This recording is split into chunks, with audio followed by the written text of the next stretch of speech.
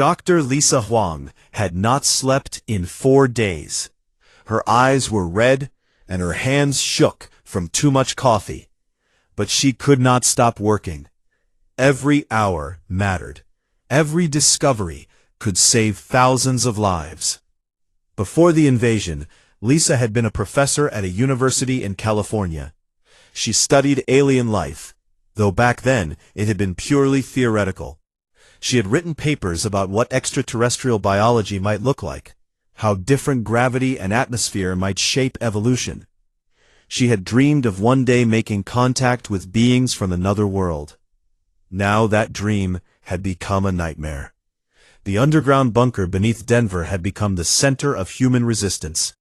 It stretched for miles beneath the Rocky Mountains, a network of tunnels and chambers that had been built during an old war between human nations. Back then, it was meant to protect leaders from nuclear attacks. Now it protected scientists like Lisa from something far worse. 3 Keldrani soldiers sat in cells at the end of the medical wing. They had been captured alive during the Battle of the Rockies, a desperate fight that had cost 8,000 human lives. Lisa had spent weeks studying them, learning everything she could about their biology, their technology, and their weaknesses. What she found had changed everything. The Keldrani were physically stronger than humans. They could see in the dark, survive extreme temperatures, and heal from wounds that would kill any person. Their technology was thousands of years more advanced. On paper, humans had no chance against them. But biology told a different story. Lisa had discovered that the Keldrani, like most council species, had evolved on stable worlds. Their planet had no seasons, no natural disasters, no mass extinctions. Life there had been easy. They had developed intelligence, yes, but they had never developed the survival instincts that came from constant struggle. Humans were different. Earth was a violent world. Ice ages, volcanic eruptions, asteroid impacts, plagues. Humanity had survived them all. More than that, humans had survived each other. War, famine, genocide. For 100,000 years, humans had been fighting for their lives against everything the universe could throw at them. This had shaped human biology in ways the Keldrani could not understand. Humans had adrenaline, a chemical that flooded their bodies during danger and gave them incredible strength and speed. Humans could push through pain, ignore exhaustion, and keep fighting long after their bodies should have collapsed. Humans had a survival instinct that bordered on madness.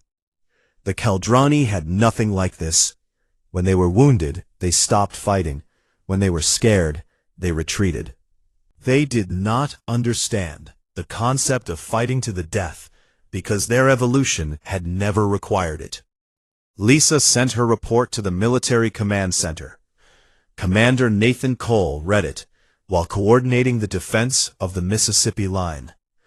The Keldrani had landed 200,000 fresh troops on the East Coast. They came with armored walkers the size of buildings and flying machines that could level entire neighborhoods. They expected the humans to finally accept defeat. The first invasion had been a mistake, they announced over their broadcast systems. Surrender now, and the killing would stop. Nathan Cole had a different plan. The Mississippi River ran through the heart of America like a great artery. A series of dams controlled its flow, preventing floods and generating power for millions of people. Those dams represented decades of engineering and billions of dollars in investment. Nathan ordered them destroyed. The explosions started at dawn. One by one, the dams crumbled, and the river broke free. A wall of water 30 feet high swept down the valley, carrying everything in its path. Towns vanished, farmland became lakes, and the Keldrani army, camped along the riverbanks, was swept away. 90,000 alien soldiers died in the flood. So did 30,000 humans who had refused to evacuate or could not leave in time.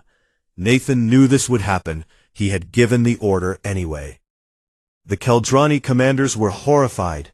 What kind of species would destroy its own land and kill its own people just to hurt an enemy? This was not war. This was insanity. But that was exactly the point. In orbit above Earth, Admiral Patricia Vance commanded humanity's first space fleet. She was 61 years old, with gray hair that she kept cut short, and eyes that had seen too much death. Before the invasion, she had run NASA, the American Space Agency. Her job had been to send robots to other planets and dream about distant stars. Now her job was to kill aliens. The fleet was a strange collection of vessels. 12 ships were captured Keldrani cruisers, crewed by humans who had spent months learning to operate alien technology. 8 were modified space shuttles, armed with nuclear missiles and jury-rigged shields. The rest were satellites that had been equipped with weapons, anything that could fly and fight. It was not much, but it was enough. Patricia had studied the captured Keldrani data cores and learned that a supply station orbited Mars. The aliens used it to refuel and rearm their ships before traveling to Earth. Without it, their reinforcements would have to come directly from Keldrani space, a journey of several months. She took her fleet to Mars and attacked. The battle lasted 6 hours. Humans lost 11 ships, including 3 of the captured cruisers. But when it was over, the supply station was destroyed, and humanity had captured its data cores intact. Inside those cores, Patricia found something that made her heart stop. Navigation charts showing the location of every Council world, military deployments for the entire region, and most importantly, the coordinates of the Keldrani homeworld. For the first time since the invasion began, humanity had a target. Patricia sent a message back to Earth. The leaders of the human resistance gathered in the bunker beneath Denver to discuss what to do next. Some wanted to focus on defense, to rebuild their strength and wait for the next attack. Others wanted revenge, to take the war to the aliens and make them pay for every human life they had taken. Nathan Cole spoke last. His voice was quiet, but everyone listened. "They came to our world," he said. "They killed our families, they burned our cities, and they thought we would just give up." He looked around the room at the tired faces of generals and scientists, politicians and soldiers. "We are not going to give up. We are going to show them what happens when you attack Earth." The vote was unanimous. Humanity would not wait for the next attack. Humanity would strike first. In her cell beneath Denver, the captured Keldrani commander watched the humans through the glass walls of her prison. She had thought this mission would be easy. She had thought these creatures were primitives, no different from the dozens of other species the Council had exterminated over the centuries. And now, for the first time in her long life, she understood what it meant to be afraid. The message reached every corner of the galaxy at the same time. It was broadcast on all frequencies, translated into 17 different languages, and it came from a species that the Galactic Council had tried to erase from existence. Secretary General Amanda Torres stood before the camera in the bunker beneath Denver. She was 54 years old, a former diplomat who had spent her career negotiating peace treaties and trade agreements. Now, she was the voice of a species fighting for survival. Behind her, the flags of every nation on Earth hung side by side, united for the first time in human history. "To the Galactic Council and all species who serve it," Amanda said. Her voice was calm and steady.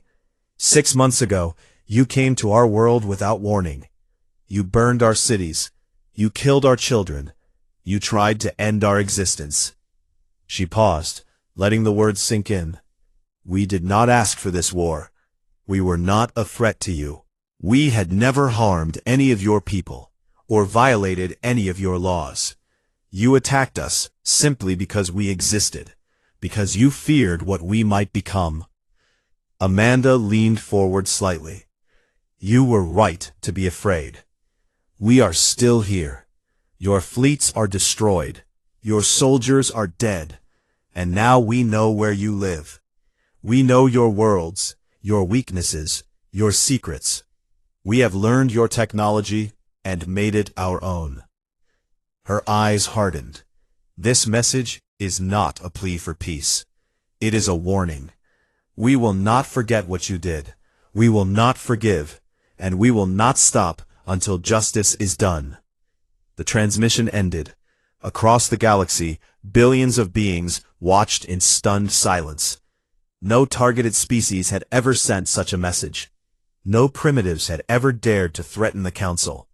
The natural order of things was falling apart. On Earth, the war continued.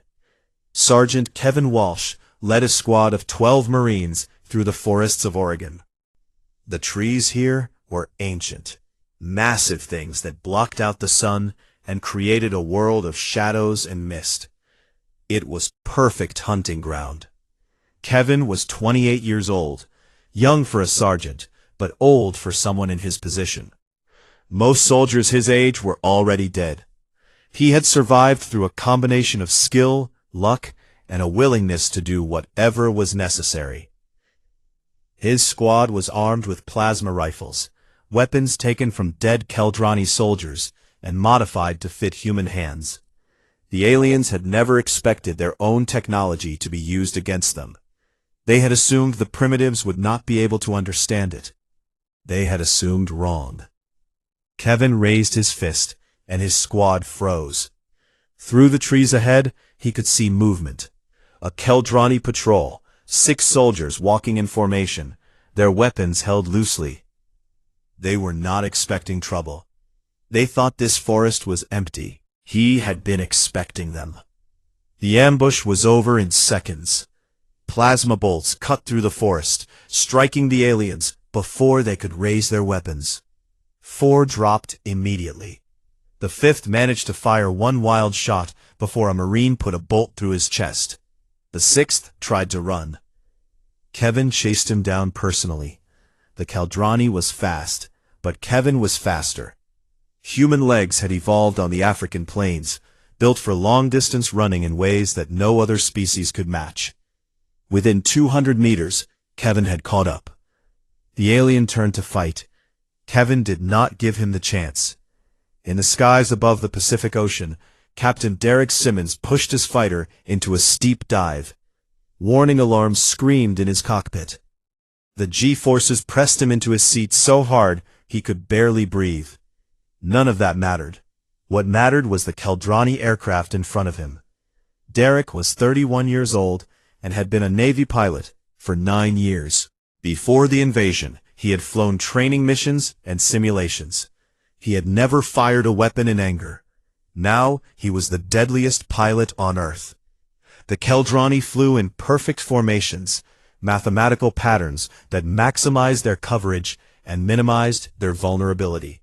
It was efficient, it was logical, and it was completely predictable.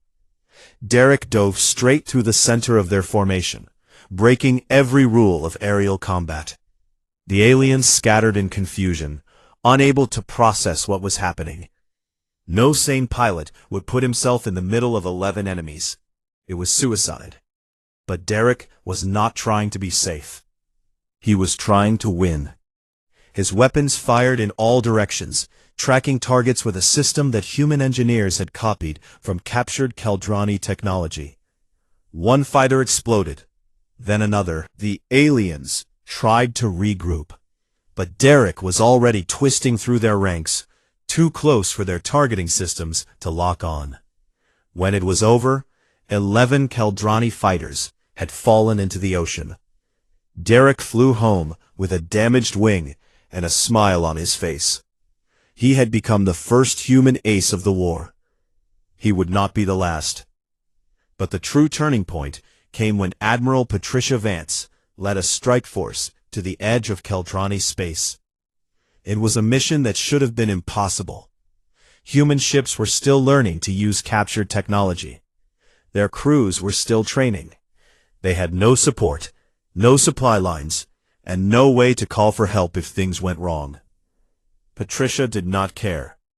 The Council was sending a subjugation fleet to Earth, 2,000 warships that would arrive within months. If humanity waited for them, the war would end. There would be no second chance. So she attacked first. The Keldrani colony world of Vethnar had never known war. Its cities were beautiful and peaceful, filled with beings who had never heard a weapon fire.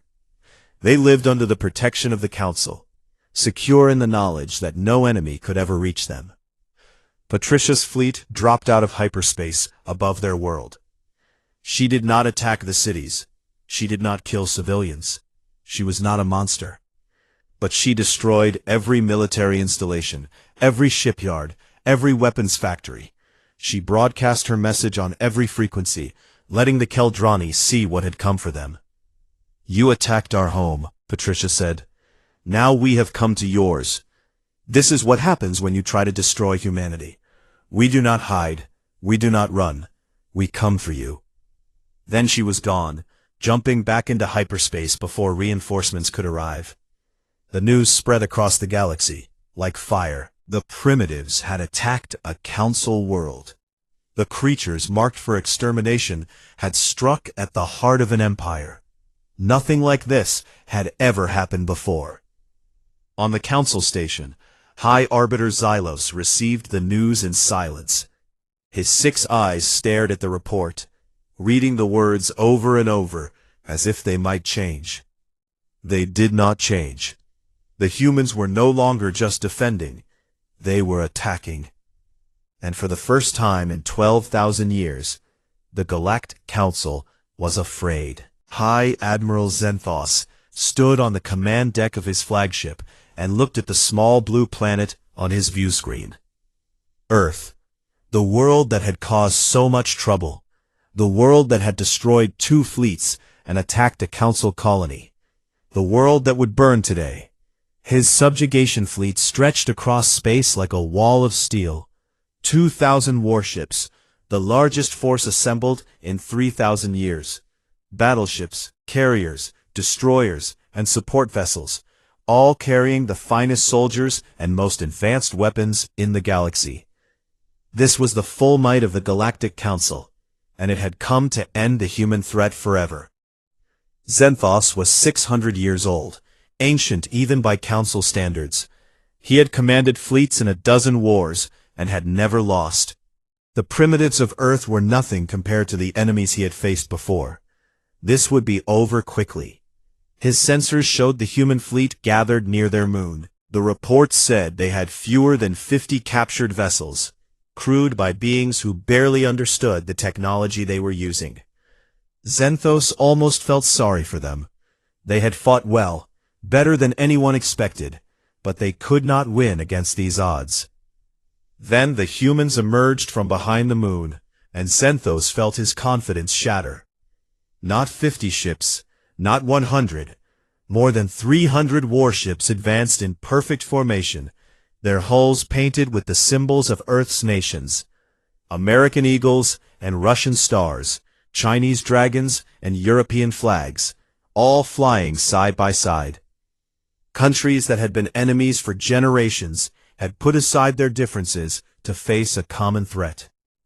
Admiral Patricia Vance sat in the command chair of the UES Defiance, the first warship humanity had built from scratch using captured technology.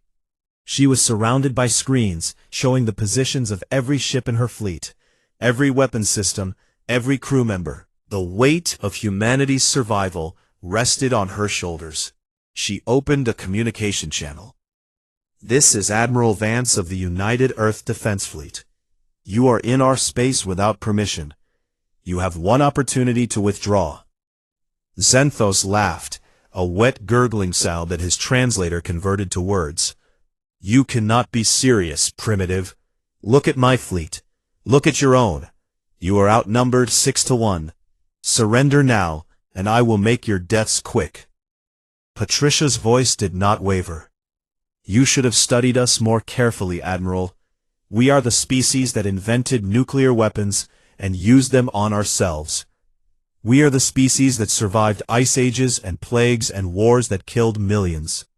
We have been fighting since we climbed down from the trees." She paused. You think numbers will save you? We have spent our entire existence as the underdog. We know how to fight against impossible odds. We know how to win. Xanthos cut the communication. Enough talking. He gave the order to attack. The battle began. Energy beams and missiles crossed the void between the fleets. Ships exploded on both sides, their crews dying in fire and vacuum. The Council fleet advanced in standard formation, spreading out to surround the smaller human force. It was textbook tactics, the same approach that had won hundreds of battles over thousands of years. The humans did not fight by the textbook. Patricia ordered her fleet to charge directly at the enemy center. It was insane, suicidal, exactly the kind of thing the Council species would never do. The Keldrani and their allies tried to adjust, but their formations were not designed for close combat. They were meant to stand at range and wear down enemies with superior firepower. The humans did not give them that chance. Human ships dove into the enemy formation, twisting and spinning in ways that should have been impossible. Their pilots pushed their vessels past every safety limit, ignoring the warnings and the stress on their hulls. Some of them died, their ships breaking apart from the strain. The rest kept fighting. Commander Nathan Cole led a boarding team on the assault ship Fury. They had one target, the enemy flagship. If they could take out Xanthos, the Council fleet would fall into chaos. The Fury punched through the flagship shields and crashed into its hull. Emergency doors sealed the breach, but Nathan and his Marines were already inside, cutting through metal and fighting their way deeper. Keldrani soldiers rushed to stop them. They fell before human weapons and human fury. Nathan had lost his wife in the first attack on Earth. His daughter had died in the bombing of Chicago. Every Keldrani he killed was payment for their lives. Every step forward was revenge. The battle raged for 11 hours. Ships died. Humans died. The void around Earth filled with debris and bodies, a graveyard that would orbit the planet for centuries. Slowly, impossibly, the humans began to win. The Council species had never faced an enemy like this. They did not understand sacrifice. They did not understand fighting to the last breath. When their casualties reached a certain point, they expected to negotiate, to surrender, to find a way to end the fighting without more death. The humans did not offer that option. Nathan Cole reached the command deck of the enemy flagship. The doors blew open, and his Marines poured through, their weapons firing. Keldrani officers died at their stations. Guards fell trying to protect their commander. Xanthos cowered behind his command throne. He was ancient, powerful, and had never known fear in his entire life. Now he understood what the humans had felt when his species came to burn their world. I surrender, Xanthos said, raising his hands. There are rules, traditions. You must accept. Nathan walked toward him slowly. His armor was scorched and dented. His visor was cracked. Behind it, his eyes burned with a cold fire. You attacked our children, Nathan said quietly. You burned our schools, our hospitals. You showed no mercy to the innocent. Xanthos trembled. Please, I was following orders. The Council decided. It was not my choice.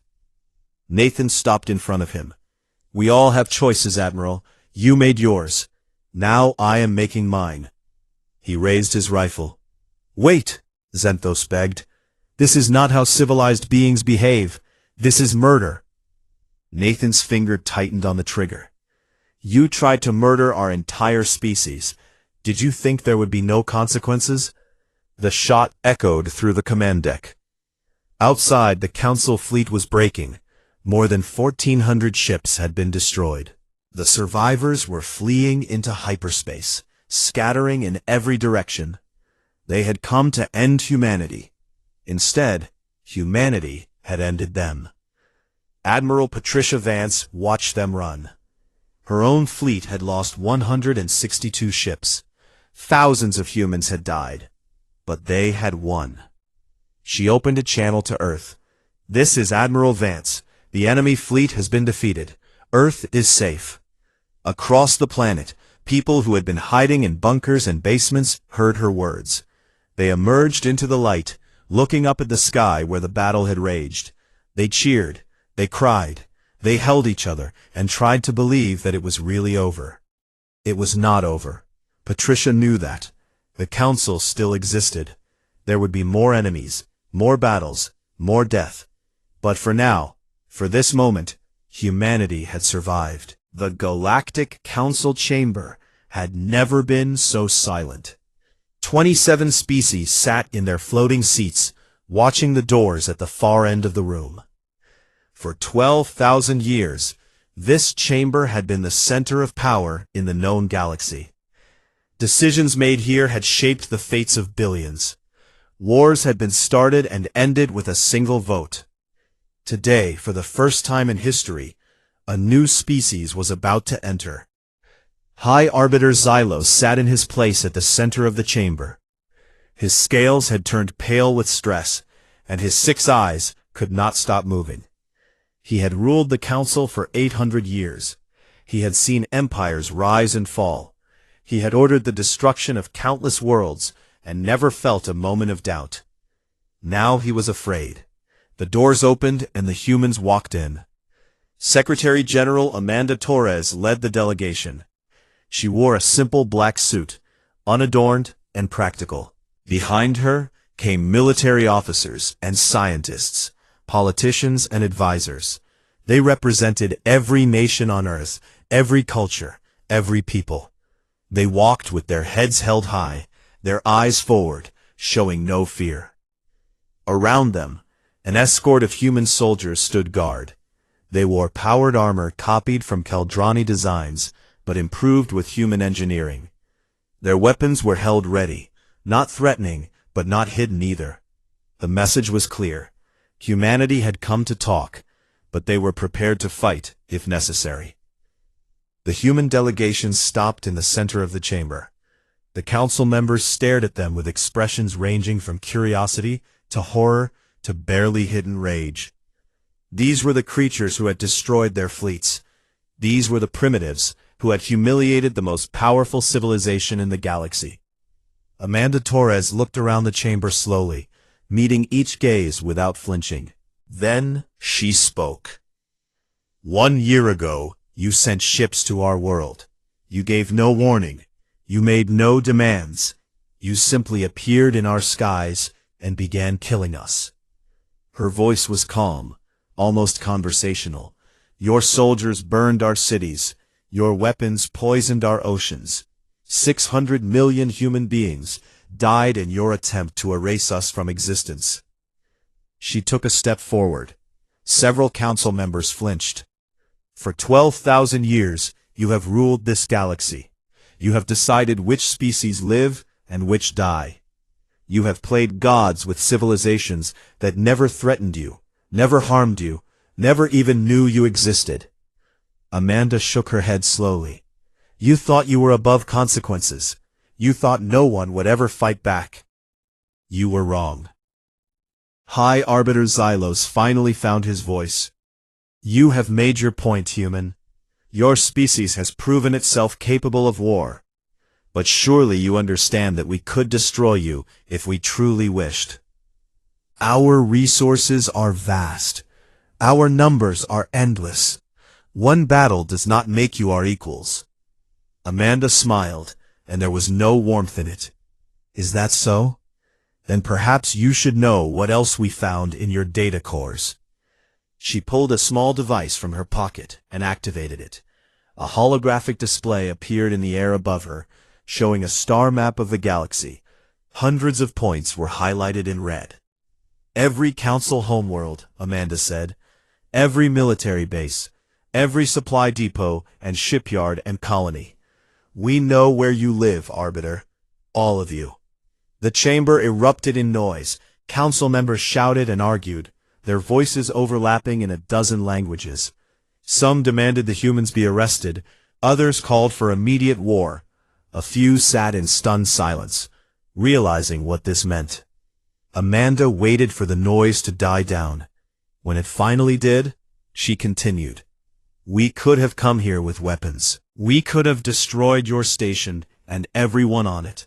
We have the ability. After what you did to us, many humans wanted exactly that. She paused, but we chose differently. We came here to talk, to negotiate, to find a better way. Xylos leaned forward. What do you want? Justice, Amanda said simply, for the 600 million who died, for the children who will never grow up, for the families torn apart and the cities reduced to rubble. We want recognition that what you did was wrong. She held up her hand. But we also want peace. We want a place in this galaxy, not as subjects or servants, but as equals. We want a seat on this council. We want a voice in the decisions that affect our region of space. And we want your promise, your solemn oath, that no species will ever again face what we faced. The cleansings end today, forever. The chamber fell silent again. What she was asking was unprecedented. No new species had been admitted to the council in 5,000 years. The very idea challenged everything they believed about their own superiority. Xylos spoke carefully. And if we refuse? Amanda glanced back at the human soldiers standing behind her. Then she looked up at the view screen, showing the space outside the station.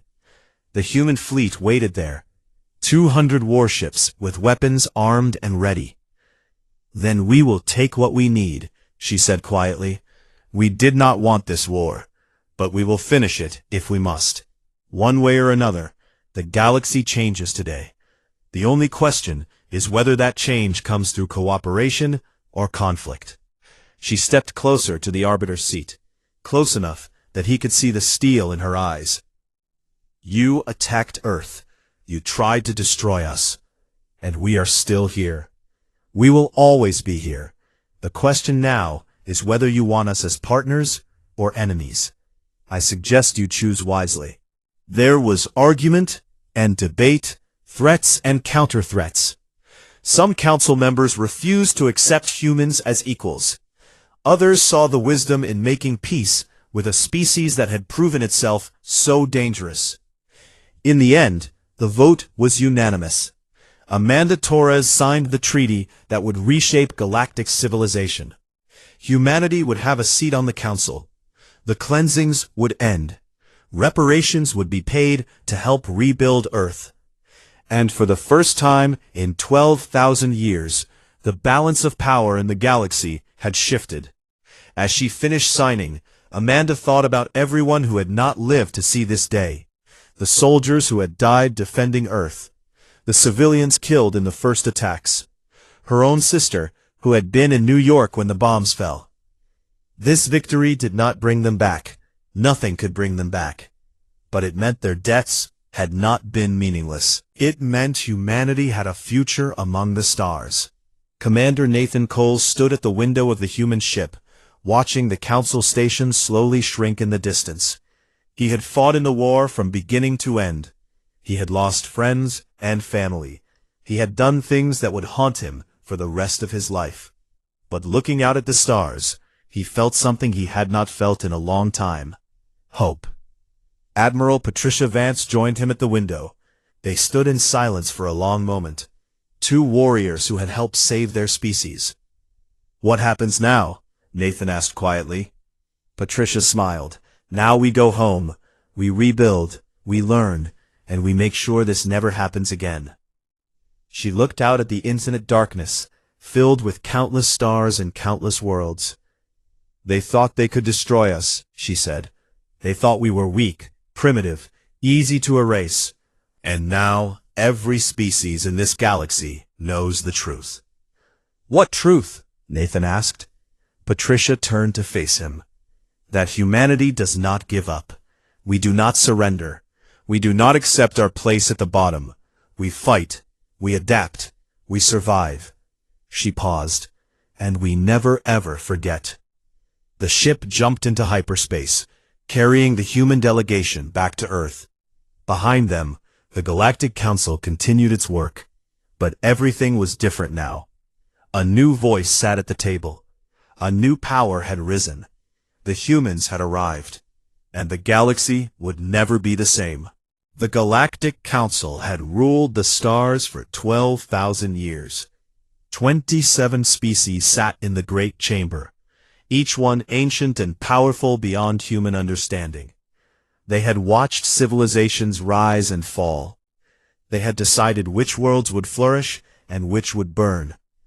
For longer than human history itself, they had been the masters of everything. Ambassador Vethra of the Keldrani hegemony walked slowly to the center of the chamber.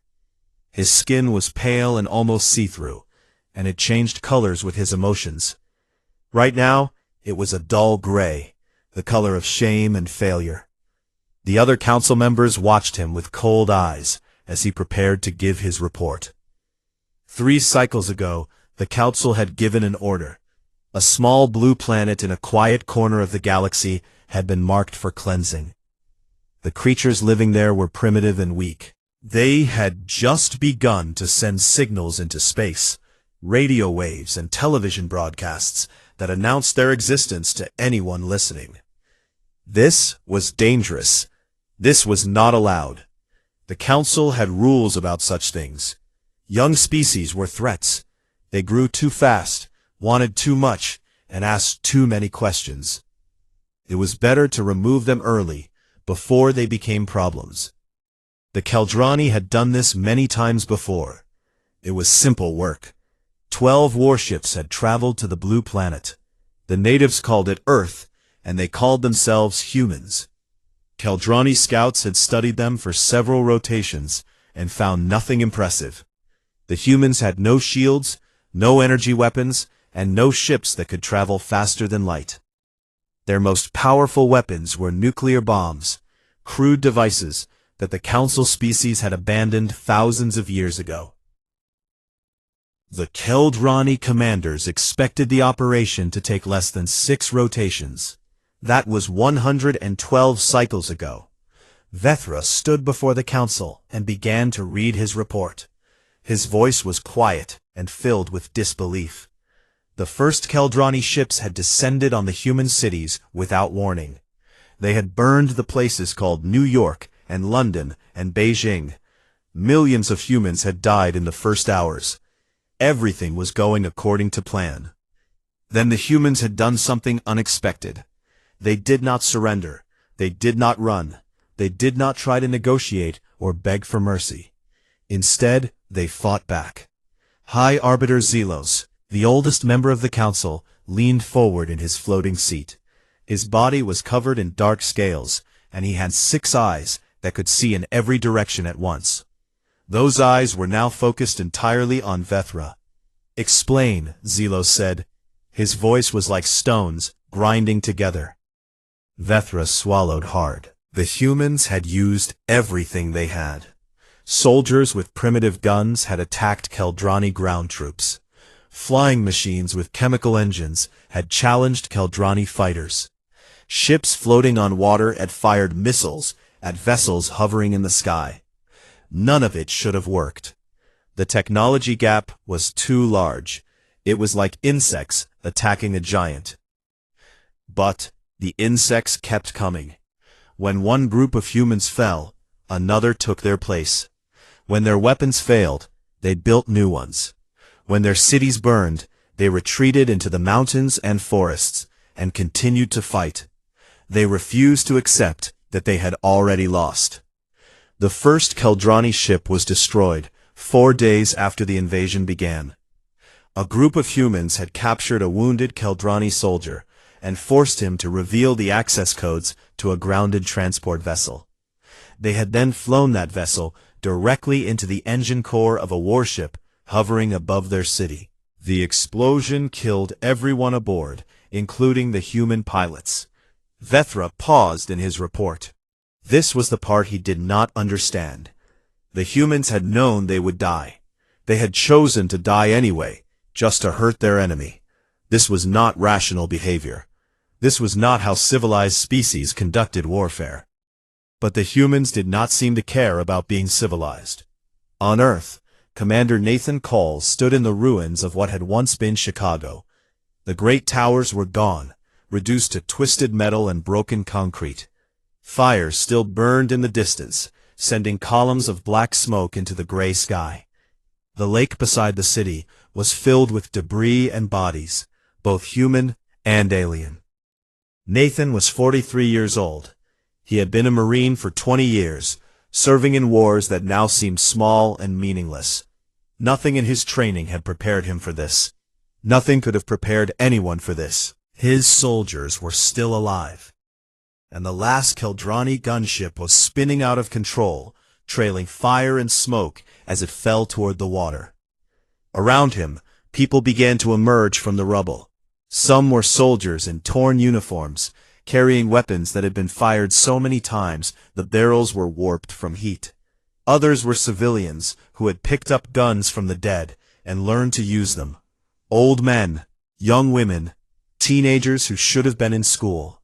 They had all become soldiers now. Nathan watched the gunship crash into the lake.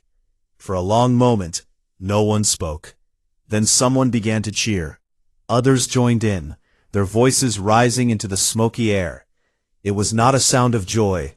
It was a sound of defiance, of rage, of desperate hope. They had won this battle, but they all knew the war was just beginning. Back in the council chamber, Vethra finished his report. The cleansing fleet had been destroyed. All 12 warships, gone. Over 200,000 Keldrani soldiers, dead. The humans had lost far more, tens of millions of their own people. But they did not seem to care. They just kept fighting. The council members sat in stunned silence. This had never happened before. In 12,000 years of cleansing operations, no primitive species had ever destroyed a full fleet. It was impossible. It went against everything they understood about the universe. High Arbiter Xylos finally spoke. "We will send more ships," he said. "A full subjugation fleet. 2,000 warships. We will turn their planet to glass." The other council members nodded in agreement. The humans had surprised them, yes, but they were still primitives. They could not stand against the full might of the Galactic Council. This would end soon enough. None of them noticed the small smile on the face of the Vorath observer sitting in the corner of the chamber. The Vorath had been members of the Council for 9,000 years, but they had long memories. They remembered what it was like to fight for survival, back when their own species was young. They recognized what they were seeing in the humans, and they knew that the Council had made a terrible mistake.